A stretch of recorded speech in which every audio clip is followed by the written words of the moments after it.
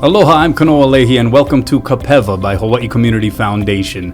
This is a podcast designed to establish meaningful discourse around some of the biggest challenges that face the state of Hawaii. We are going to be talking with top experts and community leaders to try and identify solutions to those problems that can hopefully improve the life of the members of our community. We focus here in the initial portion of our podcast existence on the housing crisis on the island of Maui.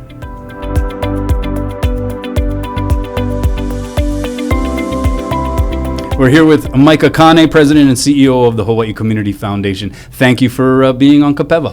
Thank you for having me. I'm looking forward to our conversation, Kono. You became the President and CEO of HCF in 2017. What kind of responsibility did that bring with it? Well, I had the benefit of being on the board for 7 years before jumping over onto the management side, so I could see kind of directionally where the organization was going. My predecessor, Kelvin Taketa, was a very forward-thinking person, and he was moving the organization to doing much more strategic kind of work, more policy-oriented work that would try to impact systems and make life better for people. And I think I understood the magnitude of the size of the organization, the statewide reach it had. Definitely it has a lot of resources. At that time we had a little over 600 million in our endowment. Today it's over 1.2 billion. We were awarding somewhere between 35 and 45 million at that time. We're doing somewhere between 110 and 150 million a year today. So we've continued down that path, and I definitely feel like it's a privilege to be here.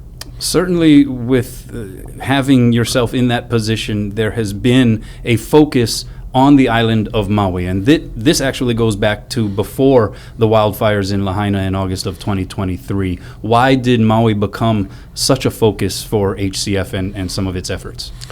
A lot of our resources are directed by our donors, those that are with us today and those that are no longer with us. And in order for us to try to encourage our partners, our donor partners, to direct their dollars to areas where we feel there is need, we take a very data-informed approach. We have a sense-making platform that we call the Change Framework. It's an acronym: community and economy, health and wellness, arts and culture, the natural environment, government and civic engagement, and education. And basically we look at the performance of people in place across our state to understand where there's very good performance and where there's very bad performance. And Maui has the worst performance in housing. The metric that we look at there is the cost burden metric of housing.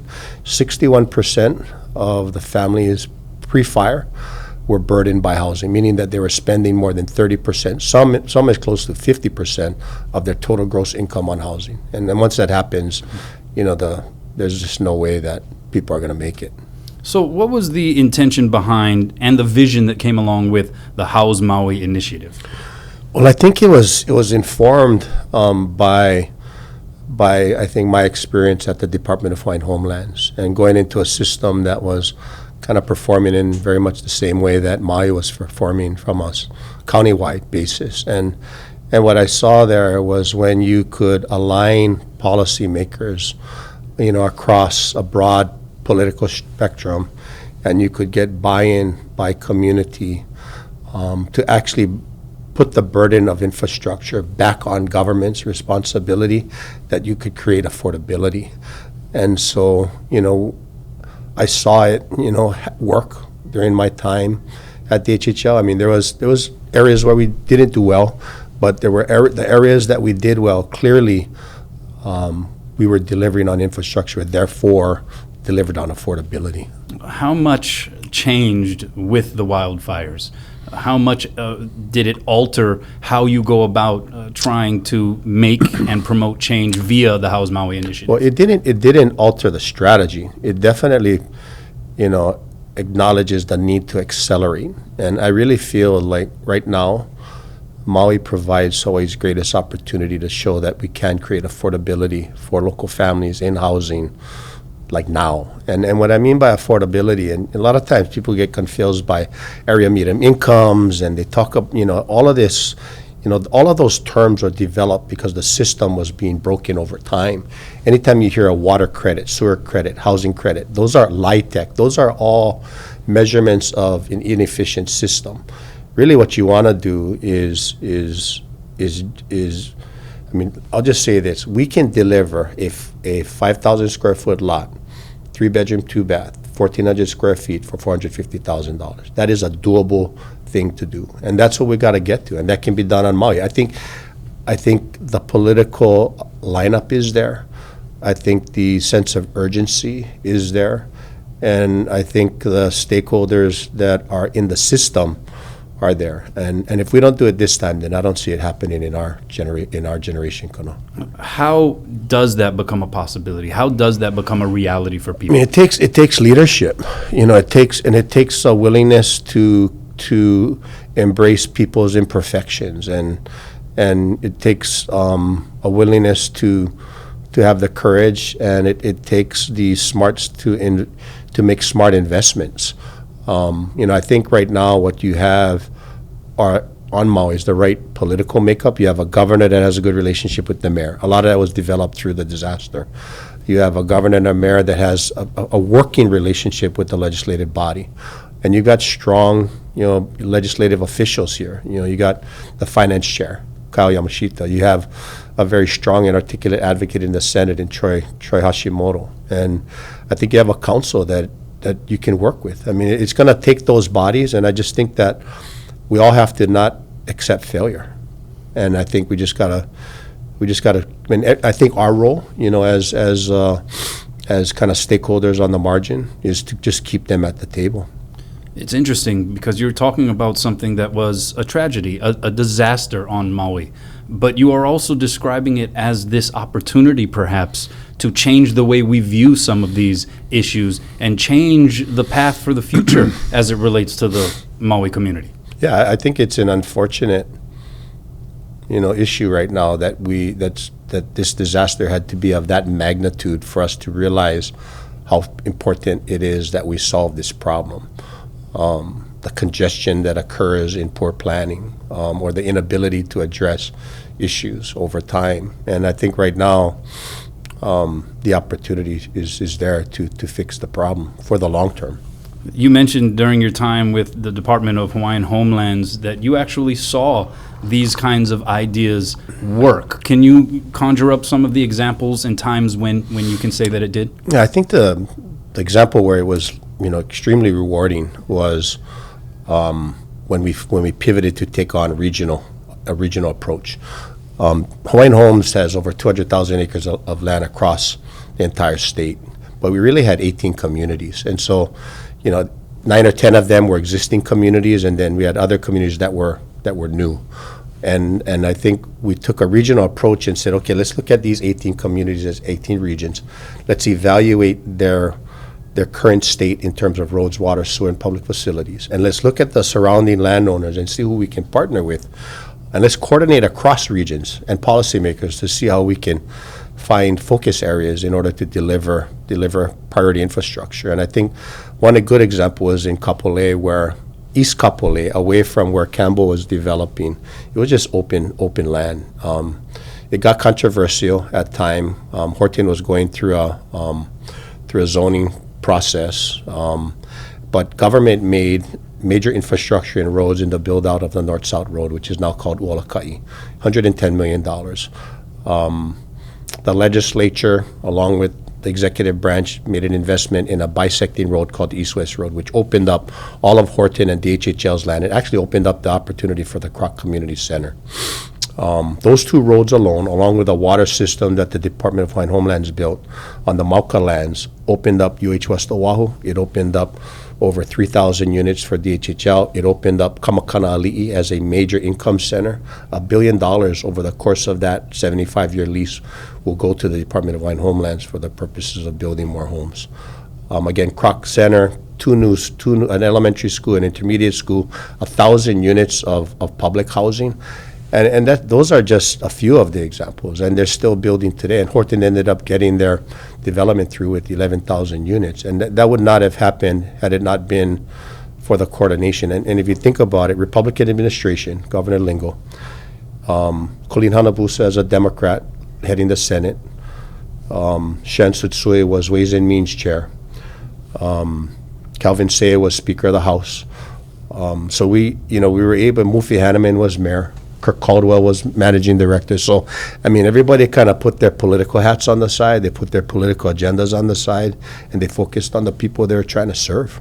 What gives you the sense and the hope that that can then translate here on the island of Maui to that degree of success?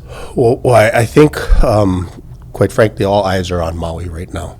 And I think that's wind at your back. And I think you have a similar kind of makeup of leadership, and at least from someone who is looking a little bit from the outside in, I feel like we can be a little bit more objective in kind of what you see. And I think just having relationships with all of them, I see a good heart in all of them. They all want to do the right thing. They all want to see and deliver for the people of Maui, and I think that's where it starts. You have worked in both the public and private sectors. What is that balance? What does that balance look like as far as the coming together of these different individuals that represent different factions and departments on the legislative and other levels? What is that balance?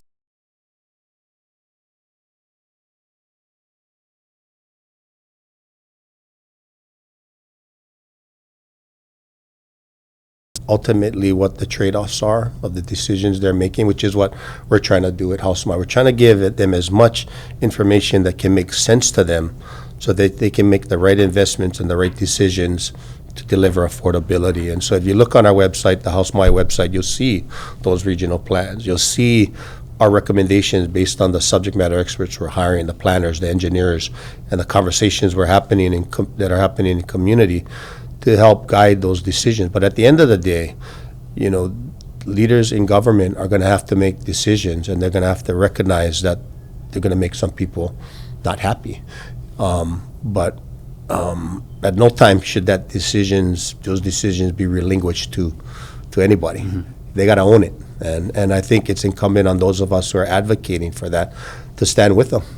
And we intend to do that.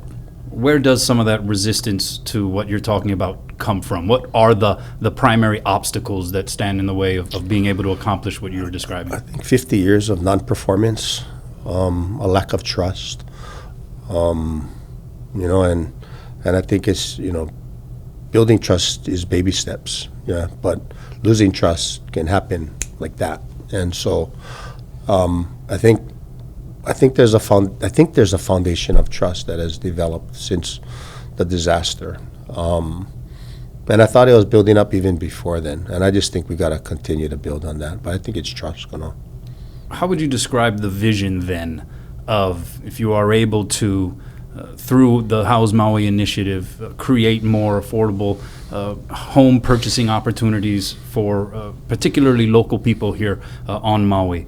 What will that look like? What will success in what you envision look like? Well, clearly, we'll turn the metric of the out-migration of our people to the in-migration, and to an environment where they can actually not just survive and buy, but thrive. Where people are comfortable, that they can make ends meet, got a little bit to save. Maybe instead of having just one child, have two children. Instead of just having two, maybe have three. That is what we long for. It's that family unity that can, being 5 minutes away from your parents or grandparents so that you can still meet on a Sunday. Hard to do that when everybody's in Las Vegas, and I think that's what connects us, and I think that's ultimately what we're aspiring for. Well, we are definitely at a crossroads with regard to the housing crisis on the island of Maui. Why is the timing now to try and change some of these manners in which we go about doing this kind of stuff? Why is now such an important time? I think it's really unfortunate. I think right now that as a result of the disaster and lives lost and impacts on community, impacts on the west side, impact on this whole county, that it's highlighting the importance for us to take advantage of the spotlight being on Maui. I think the window of opportunity for Maui to address this issue is now. And if we don't take advantage of the resources that are on the table, the political lineup that's on the table, the advocacy from community that's at the table, I just don't see it happening. I don't see it happening. I mean, personally, I've been at this for over 30 years, and I've seen many times people coming together to try to solve this issue, but it's the same story. I think this one's different, and it's different because of the disaster. And I think we need to, unfortunately, take advantage of that momentum to actually solve this problem. I worry about it personally. I mean, I have a granddaughter, I have one grandchild coming on the way, and there's probably not a day that goes by that I don't think about their long-term ability to be in Hawaii. And so we're willing to take big swings.